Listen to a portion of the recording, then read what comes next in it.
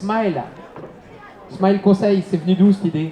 L'idée est venue tout simplement qu'à l'époque où j'ai lancé mon agence, les gens faisaient beaucoup de vues et d'audience sur des bad buzz, sur des titres assez chocs, avec de la fake news, etc. Et nous, on s'est dit qu'on voulait prendre à contre-pied tout ça et créer de l'audience avec des cercles vertueux et des choses positives. Rassurez-moi, c'est pas les petits chatons qu'on voit sur vos buzz. Non. Les petits chatons là qui font Non. le plus de vues. Non. Alors, en une minute, comme pour les autres, c'est la punition. Et pitchez-nous, Smile Conseil, c'est quoi la valeur ajoutée par rapport à tous les autres?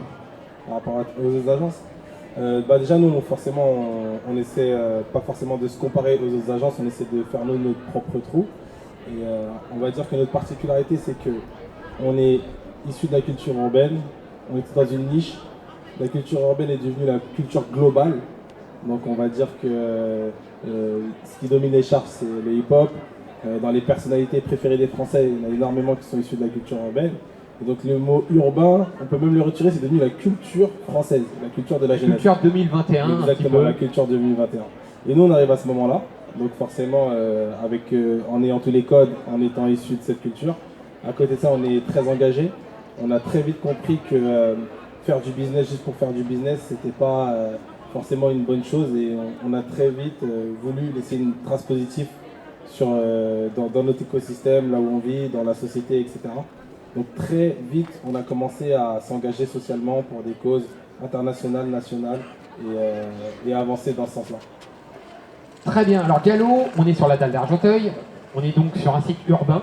Ouais. Vous venez peut-être d'Argenteuil, je ne sais pas. Non, je viens pas d'Argenteuil, mais... Bon, en tout cas, de banlieue parisienne. Ouais. À quel moment de votre parcours, il y a eu une rencontre où, peut-être en regardant une vidéo YouTube, l'étincelle qui a allumé cette envie de bouger les lignes et de créer votre agence? J'étais arrivé à un âge où justement j'avais un petit peu plus de maturité et finalement autour de nous on a tous des exemples. Mais on ne le sait pas, on ne le voit pas. Moi mon exemple c'était mon père, c'est ma mère et quand tu analyses leur parcours, je suis originaire du Sénégal, donc mes parents sont originaires du Sénégal, je suis né en France moi, je suis né à Pontoise.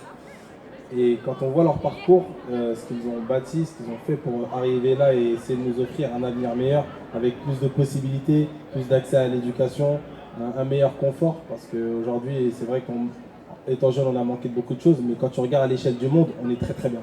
On est bien lotis. Donc, en voyant ce que mon père a accompli, je me suis dit, je ne peux pas être ce jeune banlieusard qui se laisse vivre et qui exploite pas son potentiel. Et c'est de là que je me suis dit, il faut que je me bouge. Qu'est-ce que je peux faire, dans quoi je suis bon, dans quoi je suis à l'aise, ce que j'aime faire. Et c'est comme ça que j'ai commencé à évoluer. Alors c'est intéressant, tu dis que tu t'es laissé inspirer par tes parents, qui t'ont donné toutes les armes et les outils pour t'élever. Et tu t'es dit, bon, je veux pas être un talent gâché. C'est ça. Tous les jeunes ont un talent, mais comme il est caché, il est caché. Qu'est-ce qui a permis, ou qui a permis de révéler ton talent? C'est les expériences. Et le plus gros conseil que je puisse donner, c'est de faire des expériences, que ce soit associatif, que de travailler. En fait, c'est en étant en situation qu'on se connaît soi-même, qu'on voit nos réactions, qu'on voit ce qu'on aime, ce qu'on n'aime pas. Et si tu es inactif, tu vas jamais te connaître. Parce que tu fais rien justement pour te connaître. Donc j'encourage justement les jeunes et les moins jeunes à s'investir associativement dans le sport, dans les études, dans le travail.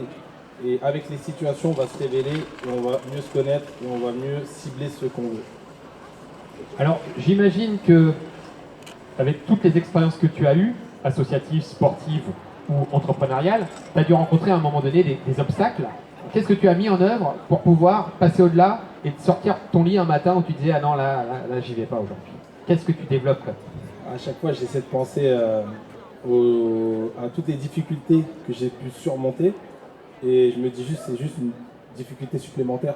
Et dans quelques semaines, dans quelques mois, peut-être que je regarderai ça en me disant c'était pas si sorcier que ça. Donc après, il faut avoir un bon entourage aussi, des gens qui te boostent. Je conseille à tout le monde d'avoir au moins un confident, une personne, une oreille attentive qui va justement avoir assez de recul pour te dire mais ça, c'est pas un problème. C'est petit, c'est minime. T'en fais des tas, c'est rien du tout ça. Et parce que parfois, quand on a la tête dans le guidon, on se rend pas compte des choses. On prend tout d'une manière assez frontale et plus fort. Et c'est bien d'avoir en fait une sorte de miroir un petit peu... Un Jiminy Cricket sur son épaule. Exactement. Et finalement, même ça, on l'a tous dans notre entourage. On a tous une oreille bienveillante, attentive, qui est généralement ouvert à pouvoir prendre du recul et te faire prendre du recul et te donner des conseils.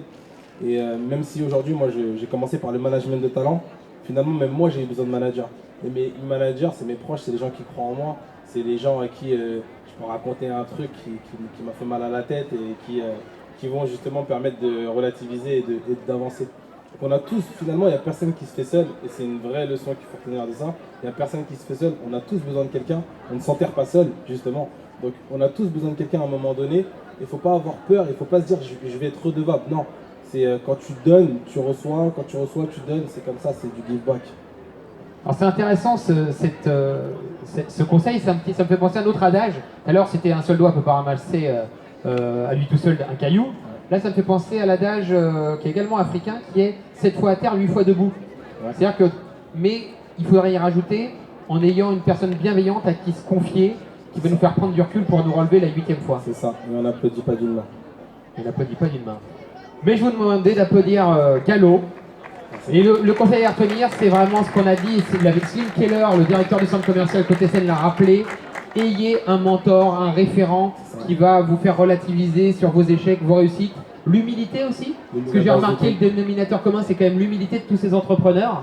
Ils sont tous là à dire j'ai réussi mais il y a encore beaucoup à faire. Ouais. Le mimétisme de Montasser, des exemples comme toi Gallo, comme Malik, comme Montasser, comme Moussa et les autres, pour vraiment ouvrir la voie à tous ces jeunes, pour qu'à un moment donné, que de l'idée, ils passent au projet. Exactement. En faisant des rencontres avec les missions locales, les missions emploi, Initiative 95, l'ouvre-boîte. On a tellement de structures, ça foisonne d'associations, et tu l'as très justement dit. Allez-y, chaque jour, faites l'expérience des choses, et c'est comme ça que vous allez grandir. Il n'y a pas de porte, on va pouvoir la passer même en ayant grandi ensemble. Merci à toi, Gallo. Merci Gallo. Merci beaucoup. Farid.